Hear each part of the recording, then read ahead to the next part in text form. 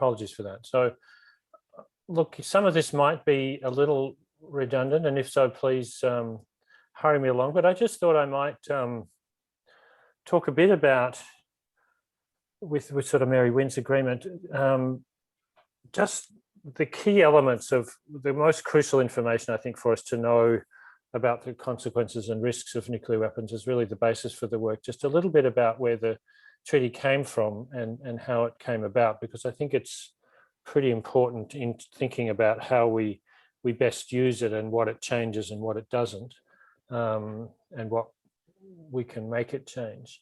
But obviously welcome discussion, and please feel free to interrupt if there's any concerns. So I'll just go to the big one. And so this is really a different era now, that nuclear weapons are for the first time illegal in international law. And I think it's a really important opportunity for us to celebrate, as many of us did in January when the treaty formally entered into force, but also to sort of take stock and rethink our strategies with this important new tool that we haven't had before.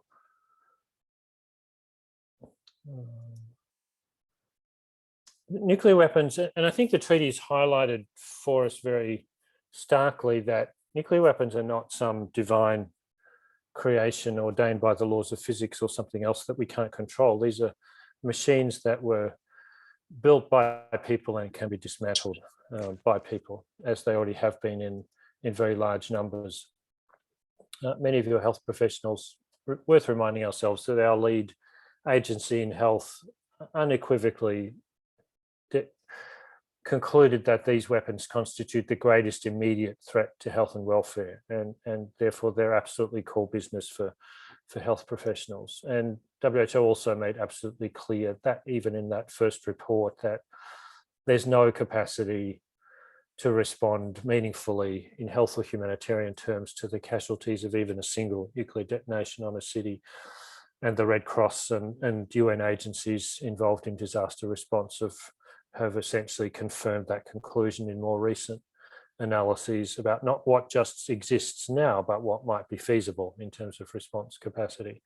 I think the most important new science, as many of you will know, is this understanding of nuclear war as a climate issue. And I think that's a really important thing for us to communicate much more widely. Everybody gets now pretty much how important a stable and hospitable climate is for ecosystem flourishing and human well-being.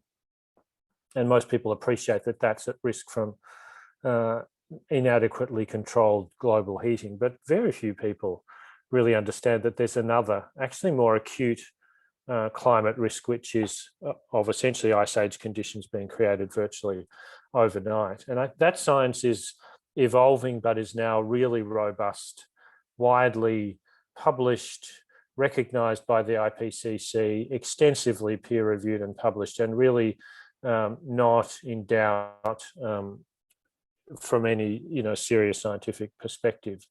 And it relates to the ability, the extraordinary capacity of nuclear weapons to ignite everything that's flammable over vast areas. And even for the relatively small, by today's standards, tactical sized nuclear weapon that destroyed Hiroshima, it's estimated that there was 1,000 times as much energy released from the fires that were ignited as from the substantial explosive power of the weapon itself. And if you, so this is, that left photo is the actual cloud of the explosion.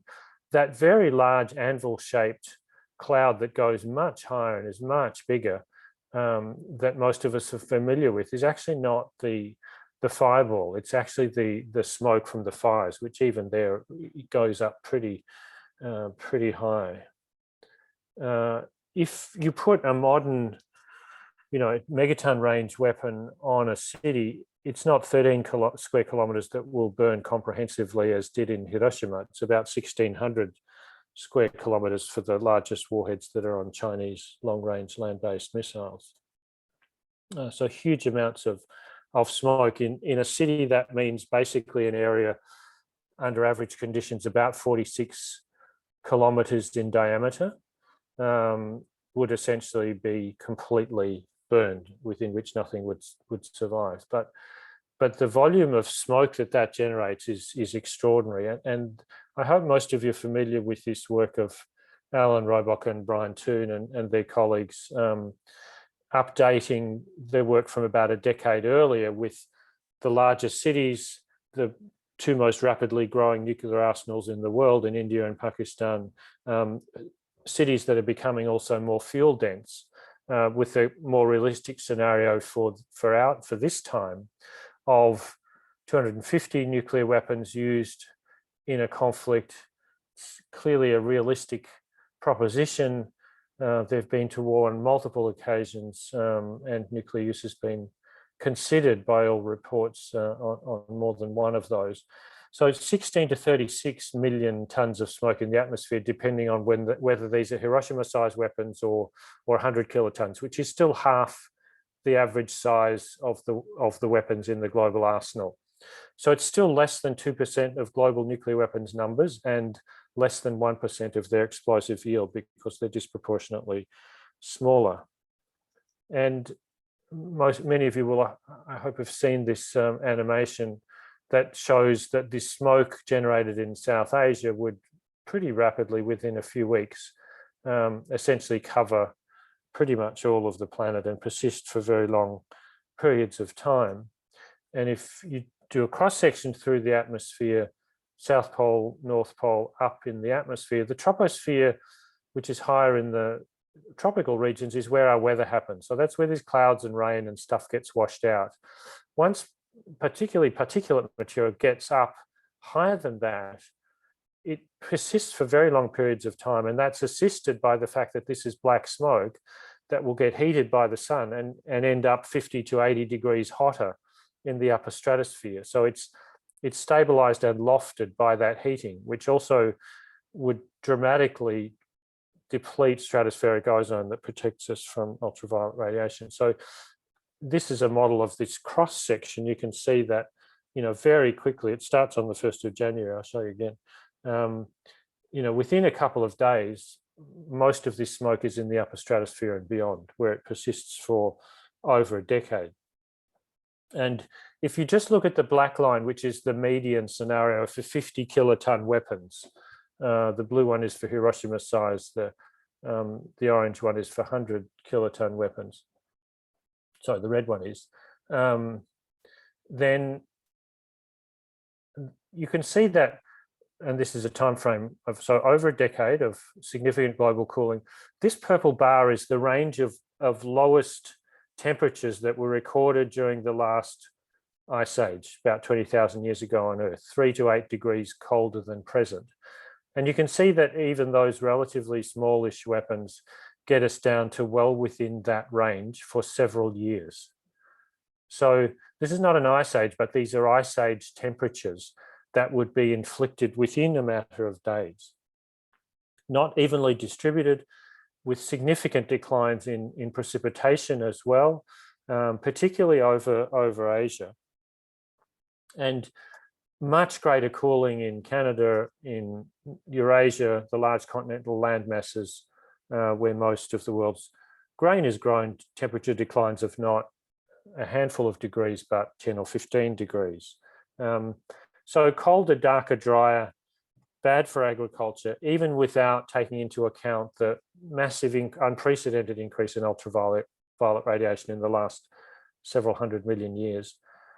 Radioactive and chemical contamination, and perhaps most importantly, disruption to the complex system of transport and inputs of fuel, fertilizer, seed that underpin trade in agricultural storage and trade of agricultural products.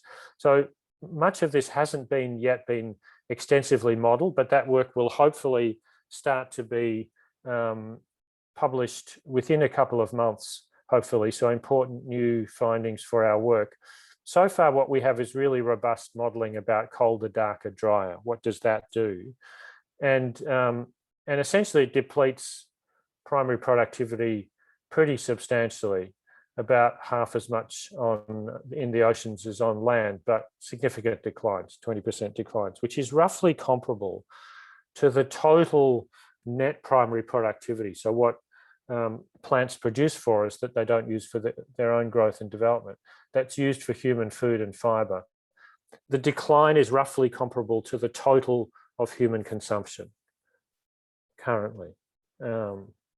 Extraordinarily important findings, and these are not evenly distributed. So this is for maize, and clearly in the colder regions of the globe, those impacts will be greater where food growing is more marginal. And you can see that in southern Canada and northern US, across much of Europe, Russia, northern China and Korea, maize, reasonably versatile crop, basically ceases. You can't grow anything for multiple years over in that scenario. So, and we keep discovering, the scientists keep discovering new effects, that really relentlessly seem to move us in the direction of the more we know, the worse it looks.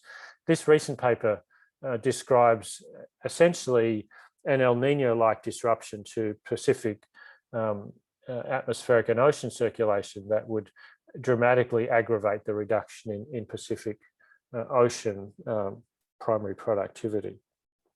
A new effect that really hadn't been identified before. And the fact that these keep occurring as independent scientists keep investigating this issue shows just the extent of the jeopardy that we're in.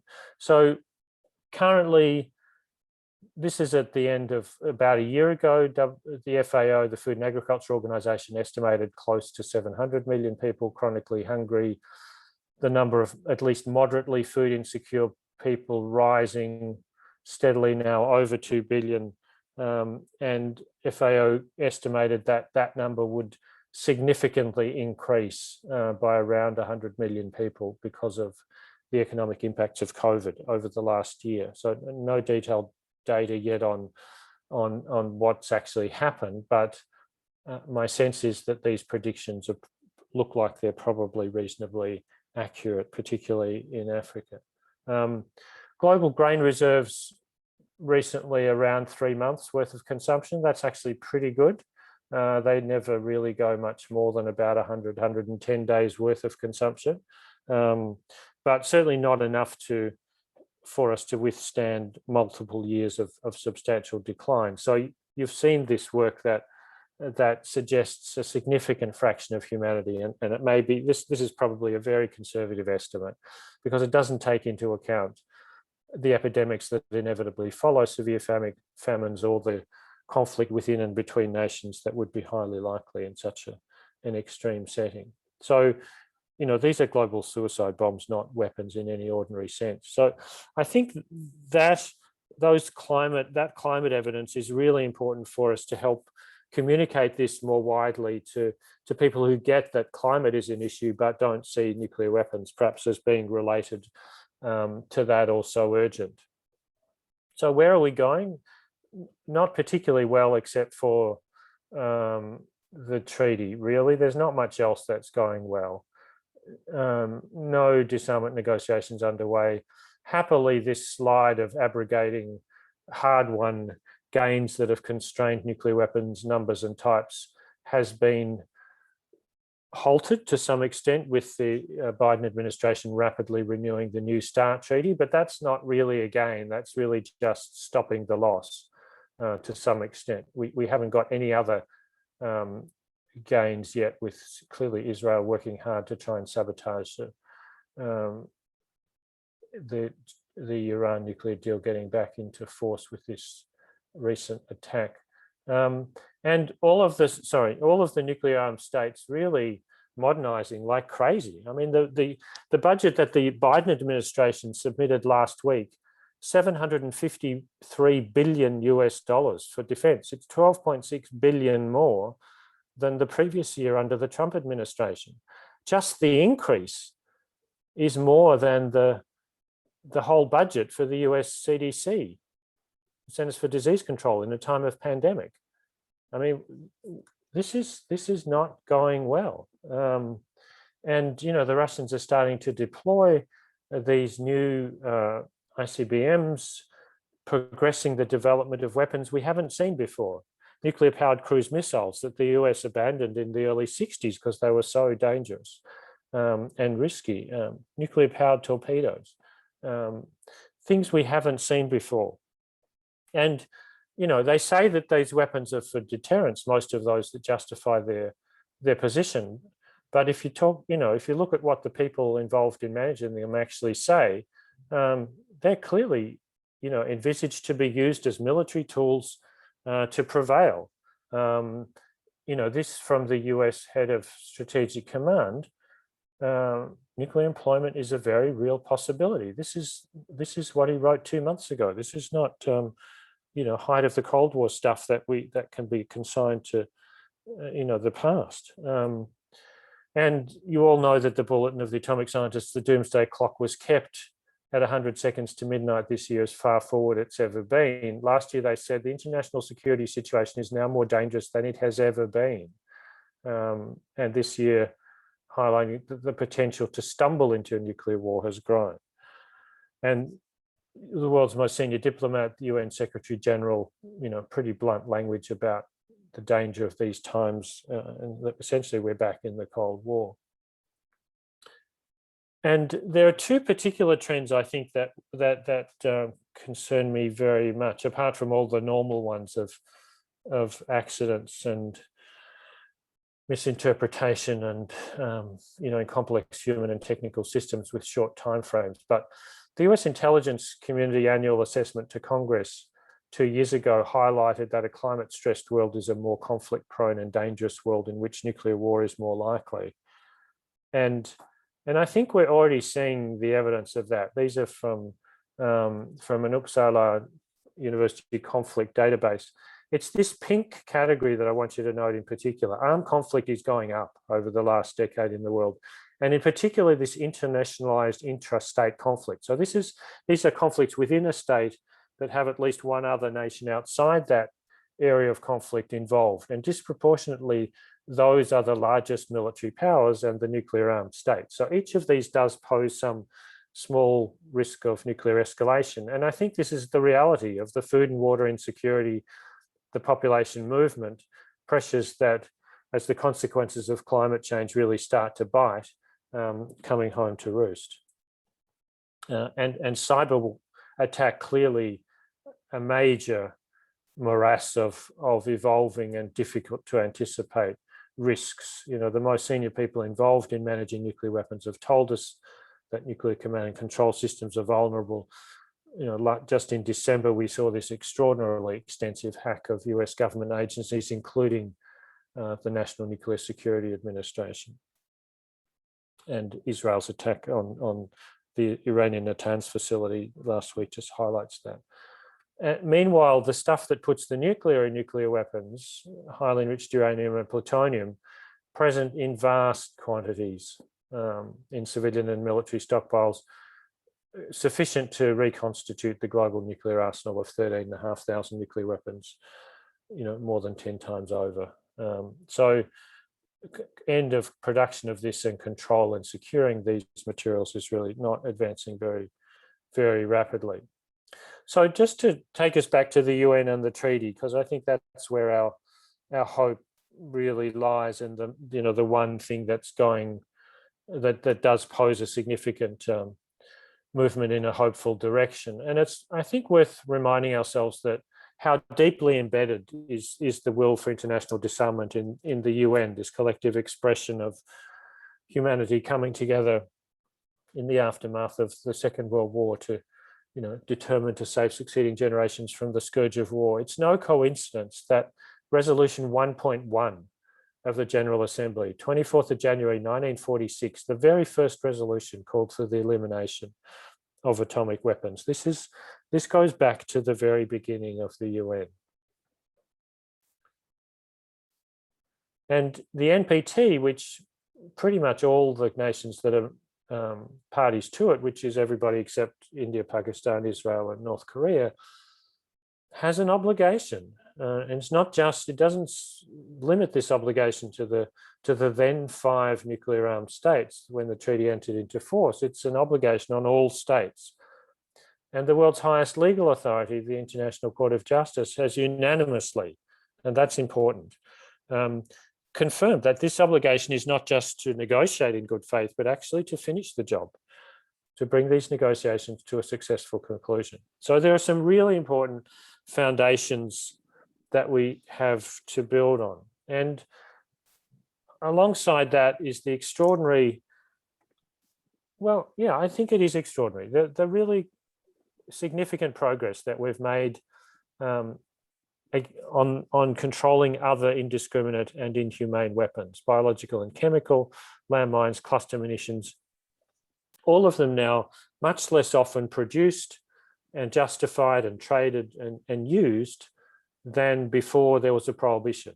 And the prohibition for each of them has been absolutely crucial to define one standard for all nations that provides the basis and motivation for the progressive efforts of elimination.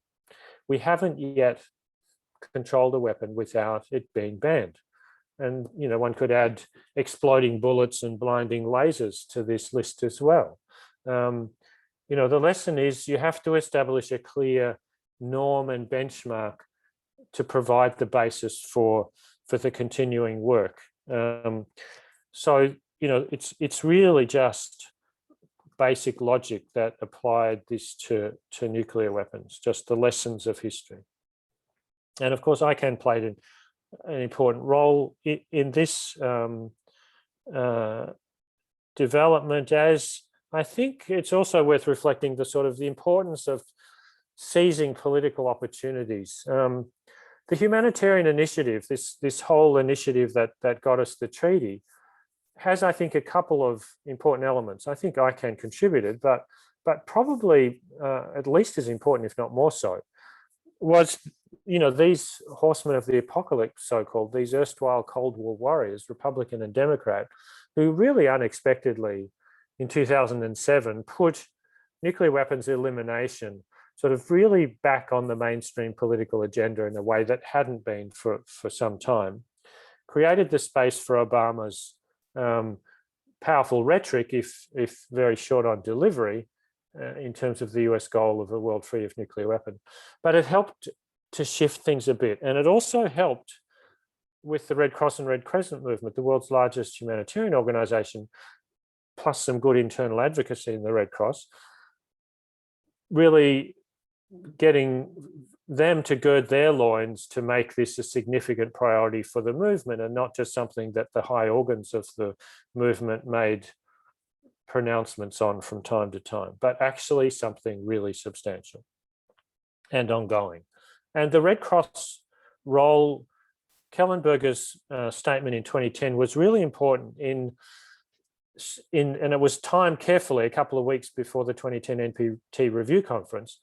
And it girded the loins of Norway and Switzerland and a couple of others to make sure that this statement got in two places in the consensus outcome document, for the first time expressing deep concern about the catastrophic humanitarian consequences of any use of nuclear weapons. We hadn't had that before in an NPT context. And that led to the 3 humanitarian conferences that you know about that got most of the world's governments in the room for the first time, actually, in a dedicated way, talking about these issues, and the evidence really being accepted and not really challenged, of the conclusions that then led to the Austrian pledge that became the humanitarian pledge that rapidly accrued 2/3 of the world's nations to commit to fill the legal gap that had been identified, that left the worst weapons, the only weapons of mass destruction, not prohibited. That then, through a few twists and turns, got us to a General Assembly mandate for negotiations. And I want to emphasize just how ambitious and therefore successful this process was. I mean, the mandate involved 4 weeks of negotiations, a week in March and 3 weeks in June, July, over a period of just over 6 months, to negotiate a new global instrument on like, this is really short timeframes in the international treaty world. And by the way, we want you to use this opportunity to, you know, progress the elimination of nuclear weapons as much as you can.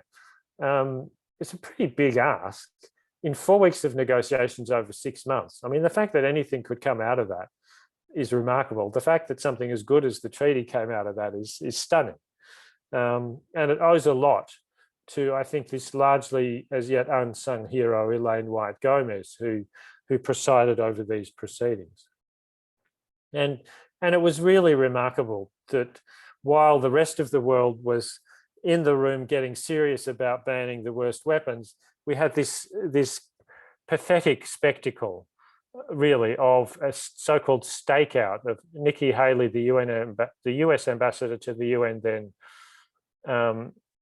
protesting outside the UN General Assembly meeting room these negotiations. And certainly there was somebody from Australia there, and I suspect there was somebody from Canada there, joining this protest that governments were actually daring to negotiate to ban the world's worst weapons. It was completely farcical. And the negotiations were really remarkable in a number of respects, but particularly the ability of civil society to be a real partner, and the voices of victims and survivors to be heard. And one thing I'm really proud of that I'm glad is continuing and building is this coalition of health organisations, doctors, nurses, public health professionals, now joined by the International Federation of Medical Students Associations, and in the most recent work actually joined by the International Committee of the Red Cross, which is pretty significant. So the world's lead health organisations singing together from the same hymn book. And it was really important. Some of the language of those submissions and that testimony is in the treaty. And speaking with one voice was very powerful. And this collaboration also provides us with a really powerful tool to go to all of our the associations that are partners of these, the Canadian Medical Association, the Canadian Nurses Organisation, the Canadian Public Health Association, Canadian Medical Students, have the precedent of their international bodies getting serious about this. We really had remarkable opportunities, and what I really think was extraordinarily powerful, and that for me was one of the best things that ICAN did, was, apart from having people like the scientists and physicians who can speak to the evidence, is having that made real and compelling in the lived human story, the experience of the survivors. They were the most powerful advocates in the room. All of the diplomats were deeply moved and touched by their testimony. You could hear a pin drop when they spoke, like nobody else got the attention that they got, and they really touched people and reminded the diplomats of just how important their work was. It's easy to forget in the political games that happen in the bowels of big organizations. They were so important, and I'm so pleased that one of the things we did, and I'd really commend to national groups to do, is that we made sure that from 2013, every important international meeting, we sent an Indigenous Australian test survivor and at least one Pacific test survivor to every one of those meetings. And I think that we really need to continue that work. So I just want to pay tribute to some of the remarkable Indigenous women from Australia who helped do that work. So you all know that when it came to the vote, it was pretty stunning because the naysayers were out of the room, which actually really helped the negotiations go well. And it was, if you went there, it was a pretty historic moment. It sets a call with Elaine. So nuclear weapons are now banned. So where's the treaty at? 86 signatures and 54 ratifications. So it entered into force on the 22nd of January. And there are around 40 states that consistently reassure us that their processes to join the treaty are advancing, and a number of those are pretty close. So I'm hoping that we will have a steady accrual. I think it's remarkable that during the time of the COVID pandemic, when everybody was understandably so distracted by this terrible pandemic, that 18 new nations ratified joined the treaty over that period. And actually the treaty was the first time that the UN process allowed online ratifications. So no longer do you have to carry a piece of parchment, with a piece of red wax on it, by horse from one place to deliver it to New York. You can actually do it online now. It's really helped, actually, helped some small states get online. So the states that are on board are widespread geographically, but they're generally not the largest and most powerful states. The region that's strongest in terms of numbers of ratifications and signatures is the Americas, particularly Central America and the Caribbean. The area where there's the greatest potential for states that should support this but haven't yet is in Africa. The 54 African states that are members of the African Nuclear Weapons Free Zone Treaty should really all be on board. But there's been a few more. This was from October, so there's a couple more that have ratified since then. But pretty good in Southeast Asia. Philippines has now ratified, as has Cambodia. And Indonesia reassure us that they want to be in Vienna in January as a state party. So that'll be important. 300 million people, the largest Muslim nation on earth. Important in the non-aligned movement still. Their ratification will be important. But it's a fairly widespread, but it's obviously pretty thin in Europe, in North America, and in South Asia. Happily, Bangladesh has really led the way, the first ratification there. I hope you're all familiar with it. It's a short document. I'd really, I think it's inspiring and really worth being very familiar with. The preamble is a really strong statement of why we need to get rid of nuclear weapons. It's really evidence-based, and it includes some things that haven't been in any disarmament treaty before. Disproportionate impacts on women, disproportionate impacts on Indigenous people, acknowledgement of the survivors. It's got some stuff in there that's really important.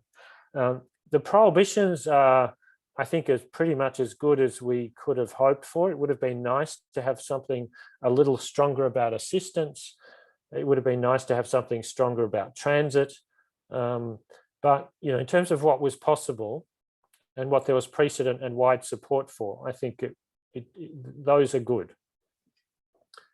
And one area of the treaty that's really important, I think will increase over time, is that is currently the only place where there's an internationally agreed blueprint. It's a framework. It's not the detailed, step-by-step timetable to eliminate nuclear weapons, but it's a robust framework for how states with and without nuclear weapons that host nuclear weapons can assist in their elimination. It's really robust, time-bound, verified processes to eliminate not just the weapons, but the facilities that produce them with independent international verification and according to agreed timeframes. The bones of it are there and are solid. And it's the only plan. There ain't no other plan for how to progress this. So that adds to its significance. And then, like the landmines treaty that Canada has such a wonderful leading history in with Lloyd Axworthy's courage, the obligations for victim assistance and environmental remediation, obviously different to, you can't pick up dispersed radioactive contamination like you can pick up an unexploded landmine or a cluster munition, but the fact that they're in there is really important. It means that the needs and justice for those people will be harder to sweep under the carpet. So it's got some really strong elements, but of course now, what do we do with it and how to use it? So let me offer a few thoughts about where to go with this and how we can use it. And it will be different in different contexts. But yeah, in terms of my sort of summary, it really delegitimizes nuclear weapons. It's pretty definitive in that, and that effect will grow over time. And perhaps its most important lever in terms of civil society, the extra tool that it gives us is the extra strength that it gives us to push for divestment from companies that profit from nuclear weapons. These are now illegal weapons of mass destruction in international law. Not a good look for your pension fund, your bank, to be investing in for a sound future for you and your children. As we've seen with other treaties, it changes behavior even of states that haven't joined. I mean, the US no longer produces landmines or cluster munitions, even though it hasn't signed either of those treaties. These treaties matter. They make a difference. It does have this pathway, and boy, are we getting reminders that there is no other plan. And it has ramifications for other aspects of international law. The treaty makes reference to environmental law, to human rights law, as well as to IHL, international humanitarian law. So over time, we need to build the way that nuclear weapons are a human rights issue, an environmental issue, other aspects of international law. That's work that I think civil society needs to push. And it really is, I think, a moment of truth. If you're serious about disarmament, as if you're serious about chemical or biological weapons or any of those other banned weapons, you will join this treaty. It helps to pull away the fig leaf for excuses otherwise.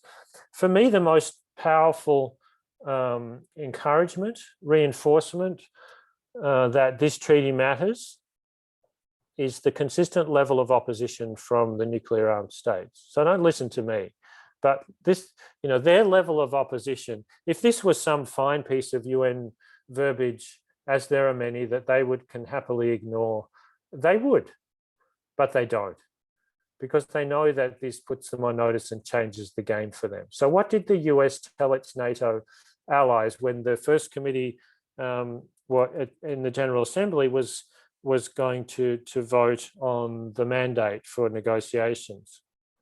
They were saying at the time in first committee, this will be divisive, it'll increase the risk of nuclear war. The Russians were particularly strong on that.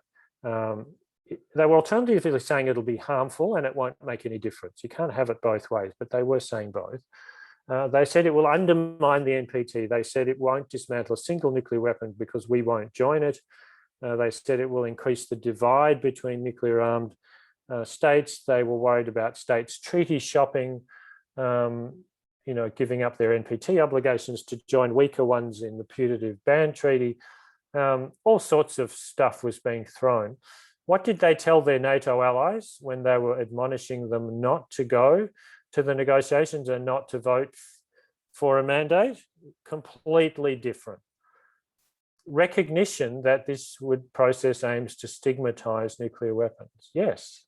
That it could impact non-parties as well as parties. Nice. It could have an impact prior to its entry into force. Imagine. This would stuff up, interfere with NATO's preparations to use nuclear weapons.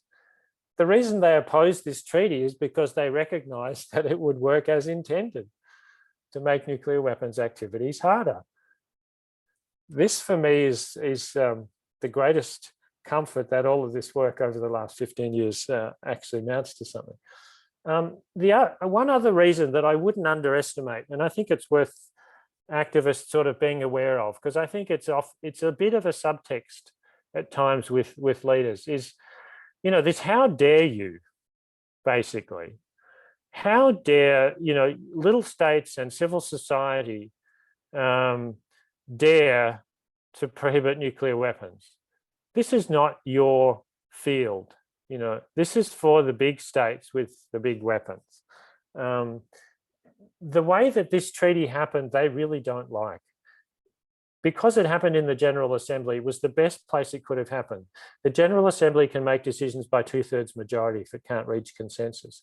So it's not constantly hamstrung by the need, the absolutely rock bottom lowest common denominator that you get out of the NPT, because it requires consensus. So the fact that the states without the weapons took the lead on this, and that the nuclear armed states couldn't stop it, the extent of civil society and survivor input the fact that this could be achieved against, and they couldn't stop it, they really don't like. And I think that actually drives some of the opposition to it. It is because it sort of brought global humanity and democracy to bear to nuclear disarmament that had been the province of the nuclear armed states really running the show, and they don't like that. One area that I wanted to flag for you where that's a beginning of this moving into other areas of international law is some work by the UN Human Rights Commission around the International Covenant on Civil and Political Rights. This is one of the benchmark, the foundation international human rights instruments, and Article 6 of that covenant is on the right to life. And those of you involved in the law will know that the most authoritative statements that guide interpretation of international law are general comments. Sounds very exciting, but some of them actually are. And there was a general comment on this right to life article, which was in the works for years and really not going anywhere until the treaty happened. And then a very important development, I think, happened fairly quickly, which is that the general comment that was released in 2017 basically says that nuclear weapons are incompatible with respect for the right to life. And they reinforced the disarmament obligation and the victim assistance provisions in the treaty. So this is really firmly said, you can't actually respect your obligations under international human rights law and wield nuclear weapons. So this hasn't yet had much sort of traction, but it's really up to civil society to push this and to use this kind of development. I think it's a potentially very important tool that we should use with our legal colleagues and colleagues working in the human rights space, with Amnesty, etc. So we need to build support for this.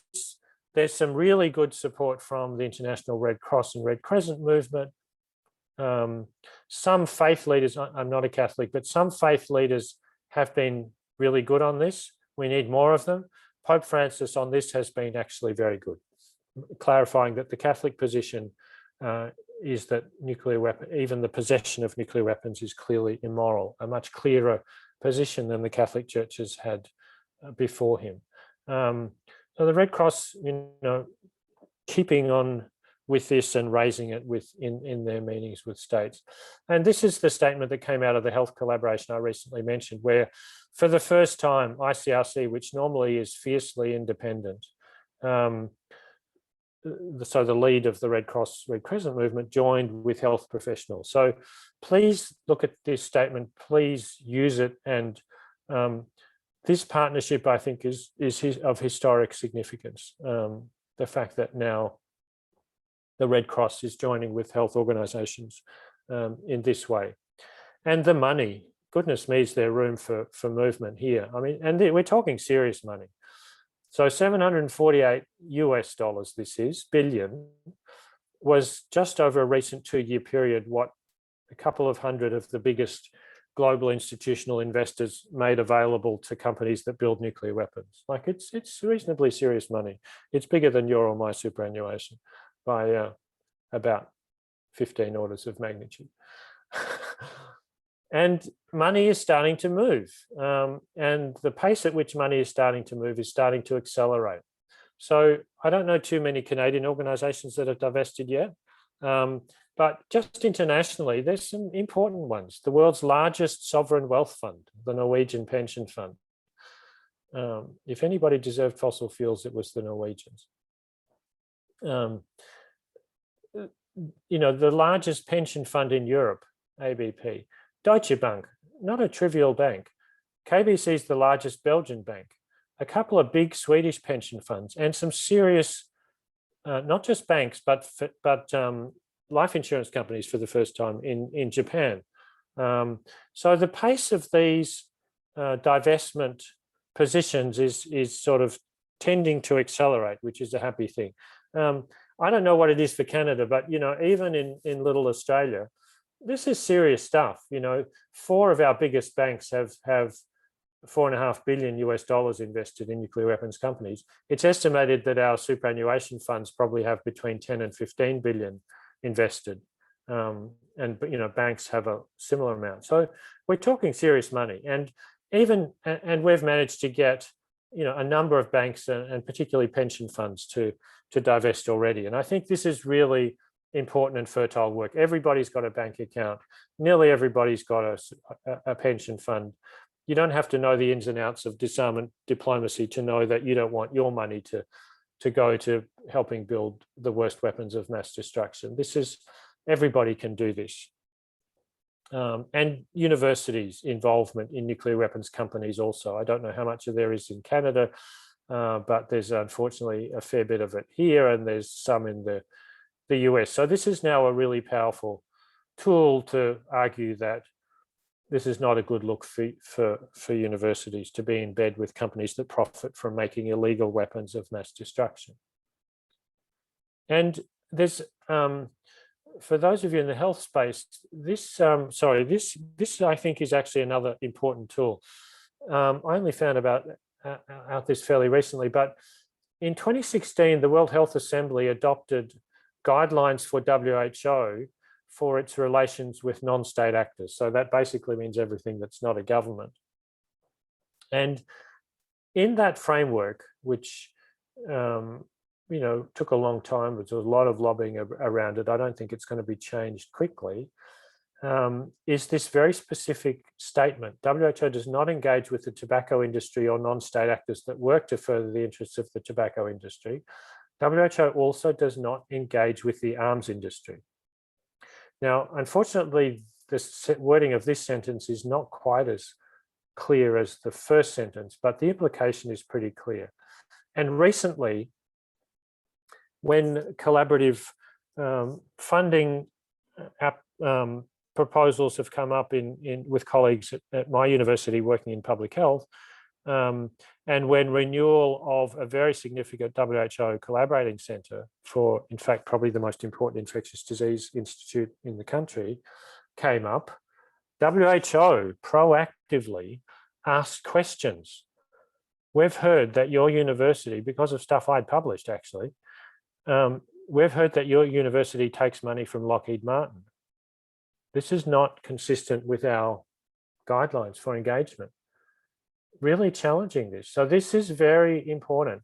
WHO won't blow their trumpet about this, but it's clear from staff in WHO that they're really happy for other of us, IPPNW included, to promote this and draw attention to this WHO policy and help them to implement it, because they're obviously threadbare and subject to enormous political pressure. But we need to shout this, for universities and health institutions. This is a powerful reason to, it's an additional tool to stop those links. It's not specific to nuclear weapons, but most of the companies that make nuclear weapons also make lots of other weapons. They're the big weapons companies. They're the Raytheons and Lockheed Martins and BAE and Northrop Grumman and Raytheon and all the usual suspects.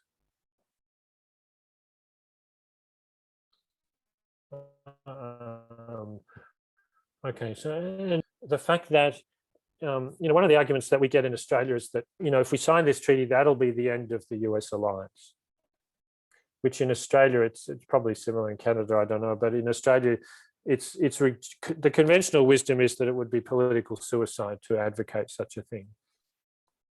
And that's actually not true. There's nothing in the treaty. And the treaty was actually quite specifically constructed to be very specific about nuclear weapons. It doesn't preclude military cooperation that doesn't involve nuclear weapons. And we've already seen a couple of US allies, Thailand, the Philippines, and New Zealand, ratify the treaty with no disruption to their ongoing military cooperation with the US because it doesn't involve nuclear weapons.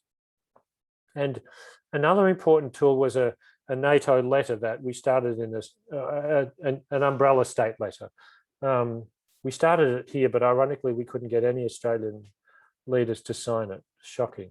But it was directed to former heads of state, defence and foreign ministers to support a call for their countries to join the treaty. And 56 people signed it from more than 20 countries, includes 2 former Secretary Generals of NATO, saying things as clearly as governments could, of course, remain in alliances with nuclear armed states, as nothing in the treaty itself, nor in our respective defence pacts, precludes that. There were a couple of Canadian signatories to that letter of 56. I think it's a really important tool to help counter this argument that, you know, it's the whole box and dice or nothing of alliances with nuclear armed states. So in Australia, what's been helpful for us, we've managed to just, this is a bit of a, you know, not quite directly relevant to Canada, but maybe you're interested. We've managed to get the Alternative Party of Government, the Labor Party, in its national policy platform in 2018, and they reaffirmed it happily just 2 weeks ago, to commit to sign and ratify the treaty when next in government. This is the leader of the party brandishing our Nobel medal at the National Party Conference in 2018. Alfred comes in extremely handy. And the parliamentary pledge has been really useful. We managed to get that in part because we managed to get over 3/4 of Labor parliamentarians to sign the ICAN parliamentary pledge. All factions, you know, more than 2/3 of the shadow cabinet. So that building strong support within the party was really important, and the pledge was really helpful for that. It's a simple thing, but these things can help when you get together, and of course they need to be bipartisan. So, you know, having cross-party signatures, even if there's not many of them from some parties, helps portray this as an issue that's, you know, a wider humanitarian one that shouldn't be the constant victim of party politics. And I just came in briefly on mention of the cities appeal work in White Rock and Winnipeg. You know, this is useful too. The first responsibility of every level of government is to protect its citizens. You know, this is business for cities as much as other levels of jurisdiction. It's cities that are going to have to clean up bodies and clear streets and, you know, restore essential services when, you know, if nuclear weapons get used. I think it's an important tool for us when governments won't act. And the best cities have done much more than just state their support. Some of them have initiated significant educational and cultural events. This is, for example, the city of Darebin in Melbourne that has honoured Yummy Lester, a prominent Indigenous nuclear test survivor whose testimony helped to create the Royal Commission that really, you know, exposed the truth about the British nuclear tests in Australia. This is all of Yummy's, well, you know, Yummy's family, wife and kids, there to celebrate the launch of this public mural. Very beautiful thing that's on the library, the wall of the library. It goes around the corner. It's really quite a lovely thing. Some of those cities have also haven't or are reviewing their investments to make sure that they're not investing in companies that profit from making nuclear weapons. So that there's more than just a simple statement that cities can do. So far, the Article 2 declarations that states had to make basically went okay. They have to make those within 30 days of entry into force. So that's with some interesting reservations from Cuba and Palestine, who are, you know, not completely in control of their territory and understandably couldn't vouch for what was going on in the bits that they can't control. Domestic implementation of treaties in states parties is, I think, a real important area for ICAN work. You know, making sure that domestic implementing legislation is really strong. The main concern to date about a state that may not, that just joined the treaty but is not yet, but that may have some activities that are of concern, relate to some Russian nuclear capable missile tests that involve Kazakhstan, including since it's joined the treaty. I'm sure that will come up at the first meeting of states parties. Safeguards agreements, a comprehensive safeguards agreement is required after 18 months from all states, and that's basically done and dusted. So only Palestine needs to bring the agreement that it's already signed into force. I'm hoping that the Biden administration will take a less hostile view of the treaty and might even welcome it. There are certainly some people pushing for that, well-connected people, but it's not yet clear but that will, I think, be pretty influential in states like Australia and Canada. If the Biden administration said something useful, like, they understand the motivations for this and agree with the goal of a world free of nuclear weapons, they can't sign it, but they respect the intent and the effort. Something positive about the treaty would make it a lot easier for us, I think. And particularly stopping pressuring countries to pull out of the treaty and not sign it. But I think this pressure can be expected to continue, and I strongly suspect that a lot of the push that will come, on the nuclear accomplice states like Canada and Australia, not to join and pressure on them when the first one does join, will be to make it extremely difficult as possible to separate nuclear from non-nuclear military activities. That is something I think we need to really watch for. The first meeting of states parties is a important thing that's coming up. Looks like it'll be January. They want it to be in person. It'll be in Vienna. Best place for it, best person to lead it, Alex Kment, wonderful Austrian diplomat who organized the Vienna Humanitarian Conference and is a chief architect of the treaty, I think is fair to say. And Alex is very clear and consistent that he will welcome and create significant opportunities for civil society participation. Even if there's no prospect of our governments joining the treaty by then, I think we need to pressure them to be there. They need to be there as observers. So far, no NATO states, to my knowledge, have committed. It's understood that Germany is very seriously considering joining. Sweden and Switzerland have said that they'll be there. Sweden is not a NATO state, but it could be. But it's a mixed blessing. Getting governments that are not supportive there, they can do some damage, they can make mischief. But I think on balance, getting them there is better than having them in the room for an important international disarmament treaty, and undoing the appalling boycott that they did of the negotiations of the first nuclear disarmament treaty, multilateral nuclear disarmament treaty in decades, is important.